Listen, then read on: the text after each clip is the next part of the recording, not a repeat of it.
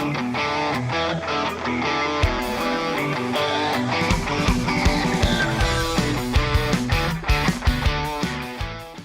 going on, everybody? Welcome back to the channel. Today is a little bit different than before. I've done something similar to this back in the day, but I figured it was time to do a May makeup session of sorts, just to kind of recap some movies that I'd seen over the last month. And this one bleeds a little bit into the other month of April with just one film, but I'm not going to spend a ton of time on each film to kind of talk about. There's going to be some key points that I want to hit, and there are going to be some things that I do probably miss, but that's just because I didn't have the time to do it right as each film came out. But I've caught up on all these films that I did want to talk about, but we're going to start out with the most oldest one first. Michael is the newest music biopic directed by Antoine Fuqua. It stars Jafar Jackson, who is playing the role of his uncle, Michael Jackson, where it talks about his upbringing to becoming the icon that the King of Pop is known as today. Now, the unfortunate thing for the film that is Michael is that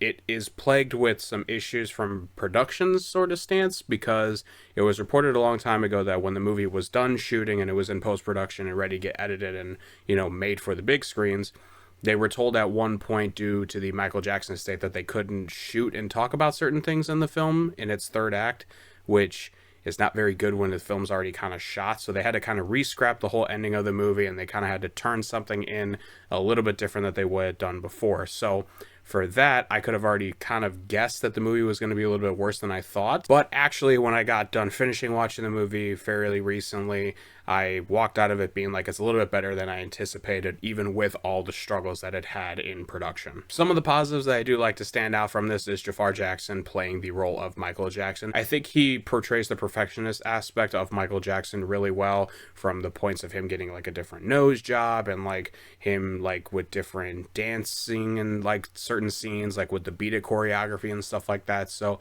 that sort of relationships and stuff like that I found to be portrayed relatively well. But the standouts in the entire film that I do have to say is Michael Jackson's relationship with his parents, more specifically with Coleman Domingo and the mother. Coleman Domingo obviously just steals the show in every fucking scene that he's in. He is a menacing presence with a commanding presence. Then he's kind of an abusive father to these kids, and most importantly, Michael is shown. And I will have to say that like the beginning of the movie, with that kind of like tugged at the heartstrings a little bit, I was like, ooh, they got me a little bit more in the feels than I would have imagined. And same goes with every interaction that he has with his mother. I thought that that was kind of the driving force. It was the solid rock of the film. I always wanted to go back to that sort of stuff. Some of the things that I do wish that they would have improved on that isn't specific to a music biopic in general is more specifically where this film at points does feel like, rather than a Michael Jackson biopic, it is the biopic of the Jackson 5, with not including 4 of the Michael Jackson brothers in it. You see, because like they have some scenes here where they talk with one another, and like Michael wants to play with them and like be a part of the family, and like the brothers are just like kind of not involved, which is kind of a shame, because I actually would have really liked to see how that dynamic would have been played out on screen. But unfortunately, the majority of the family troubles and everything has to come down to the father and then the mother, and then how it relates to everybody then, rather than just the brothers with it as well. And some other aspects of the thing that I just don't really like so much with music biopics in general is I just feel like at points it just becomes a music montage scene that doesn't really pull much of weight. There's some cool aspects with him making the Thriller album that is fun to watch, but for me it kind of falls flat at times. The recreation of like concerts and everything is only going to do so much. So if you're a fan of the music, I can't even give credit to it too much, because it's music that's already been made and it's just repackaged differently. So it does fall short into some of those things where like there could be a ton of misinformation in this movie that I don't personally know about offhand, but like by most music biopic standards, there is a ton of things that they A, cannot talk about, or B, won't talk about, and kind of fabricate it to make it more of a movie, or just because they don't want to have that image out there of that person. Regardless, the Michael Jackson biopic Michael is a fun time for those that want to revisit the music and kind of see maybe a tiny bits of the truth a little bit here and there, potentially, of the beloved King of Pop. There are some elements that I do enjoy and some heart-tugging moments for sure, but I think it falls into the similar categories of music biopics while being maybe slightly better than I anticipated. I'm going to give Michael 3 stars. On to the next film that I did want to talk to is Devil Wears Prada 2. Devil Wears Prada is once again directed by David Frankel, who made the previous film, and it stars Anne Hathaway, Emily Blunt, and Meryl Streep once again as the co-stars from the predecessor. We see Andy once again be reunited with Miranda Presley as she becomes the new chief editor of Runway while having to deal with the new complications of journalism in the modern era. I do want to touch on briefly, though, the previous film that is the setup for obviously the sequel for The Devil Wears Prada 1. Some quick notes on this. It's basically a masterpiece. I have very little things negative to say about that movie. I think the acting is great. I think the character work is amazing. I think the themes and everything that it sort of wants to explore and tackle throughout the entire time is handled really, really well. I think it is genuinely a masterpiece. And it's a shame because I remember when I first heard about Devil Wears Prada 1, seeing just the poster, I knew nothing about this movie, and I just assumed like it was supernaturally somehow involving the devil.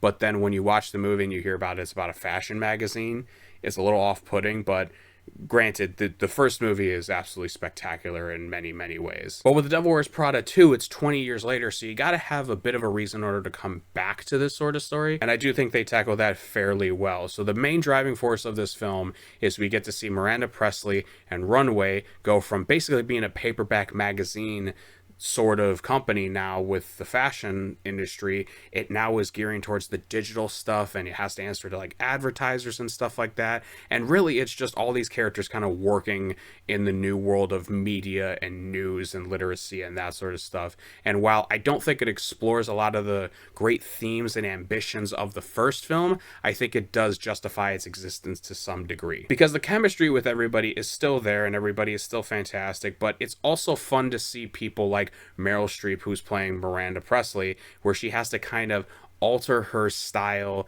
of being the big boss of this industry to the standards that it is now. Because in the first film, as like slight spoilers but nothing crazy, it's just her character, and you see it multiple times, like she's throwing her coat on the desk of these girls to put it away and stuff like that, and she talks to them in a sort of demeaning way. Whereas this new film kind of tackles the ideas of how that isn't okay, and like she has to really change up her style of being a leader in order to get Runway up and going. So Meryl Streep does a really good job, and then Anne Hathaway obviously is fantastic in the role per usual. Emily Blunt I thought was a much big improvement from the first film. Not to say that she was bad in the first film, but she did a little bit more to do in this one. And then Stanley Tucci as Nigel is just so fun to see. He's so charming, and the character in this film is so fun to see Stanley Tucci kind of get to play that again. I don't know. Every time he was on screen, I always thought that Stanley Tucci is just absolutely stealing the show in every regard. But now, without its faults at times, the story, while I like the ideas that they're going for, the villain or villains, if you even want to call it that, of the movie kind of feels scattered sometimes. Not everything feels as streamlined and as cohesive as the first film does. And there's another thing with like other side characters in this film, more specifically with Anne Hathaway's character for her love interest, is just really not done well. And I don't personally love the addition of this guy in the movie, but we had to give her something else to do. But that definitely was some low points in the film. And I will say this kind of caters to most films made nowadays, but it was prevalent when I had watched Devil Wears Prada 2. The day before I had watched it, I watched the first film, and seeing the 20-year difference between how films are made nowadays is very jarring, because like the first film looks a little bit more natural in its lighting, and everything looks like the color is there, like people's skin tones look a little bit like darker than how nowadays, where everything feels like too like fluorescent tube white on everybody, and like the background just looks way too faded. And so many technical aspects of film nowadays is not really met to the standard of films that were made in the early the 2000s, or even before that with like 80s and 90s movies. They're doing so many practical things, and it just looks better. Regardless, if you were a big fan of The Devil Wears Prada, you would have loved Devil Wears Prada 2. There's so many great moments with this. So many characters get some justifiable endings, it feels like, in this story. I don't necessarily know if they could do another story out of this, but for being a 1-2 punch, I think this serves its point. I'm going to give The Devil Wears Prada 2 4 stars. Next film I do want to talk about is going to be a little bit quicker because I don't have as many notes about it, and it is a little bit of a ridiculous one to talk about, but it is great. It's the Sheep Detectives. Sheep Detectives is directed by Kyle Banda, and it tells the story of a sheep shepherd by the name of George. Every night he reads mystery and murder novels to his sheep, and every night he doesn't think that they're listening or even know what's going on, but in reality they do. And unfortunately, on one night, George is found dead the next morning, and the sheep all band together to find out who really killed him. The film is hilarious. Like, there's so many moments that are like kind of maybe kid humor for bits and pieces of the film, but there are also a lot of jokes that are like made for like all ages. Like, it's like anyone's gonna laugh at this. I think that the device being like that they're all sheep is hilarious, because there's a huge joke in the trailer that they kind of spoiled, and it involves like a crash zoom on one of the characters yelling the word sheep, and it's just amazing. And I knew when I saw that, I was like, I have to see this movie.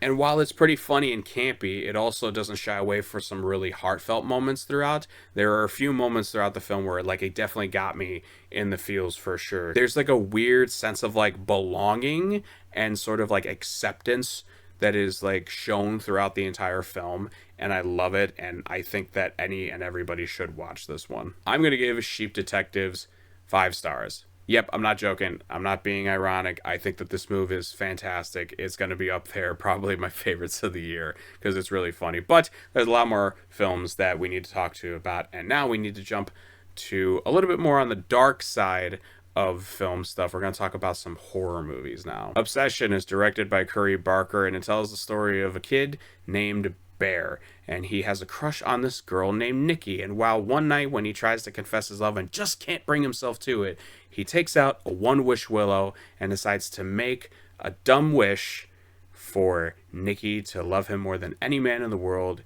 and now she's obsessed. This is a film that kind of pisses me off at points, because the idea that this guy is like in his mid-20s making a film as good as this is just crazy to me. Like, good on you, man. This is a great film, and the box office records with this is kind of insane. So for starters, like, the one thing that I want to get across here with how good this film is just how cheap it's also made for too, because the film was made for under $1 million, and on its opening weekend it made like X amount of money, let's say, or whatever. And usually what'll happen is for the drop off percentage that you see from week 1 to week 2 is telling on how much money it'll make. Between 50 and like 60 is like the number you normally see. Anything higher is worse, anything lower is better for the film in the long run to make more money. Yeah, in its second weekend, it didn't drop, it increased almost 40%. It made more money in its second weekend. That doesn't happen.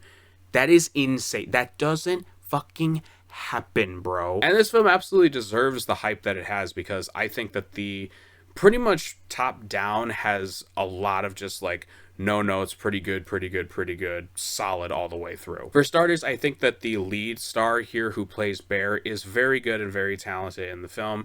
I think that he rides the toe of like what his character is portraying in the film really, really well, because he's this like loser kind of whatever kid that you're rooting for, but then he does things that is really selfish, and you kind of like are asking, why is he doing this?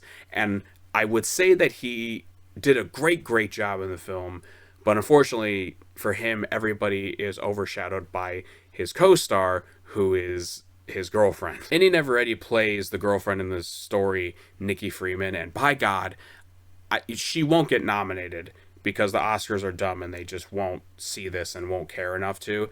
This is going to be a hard performance for a female actress to beat throughout the rest of the year.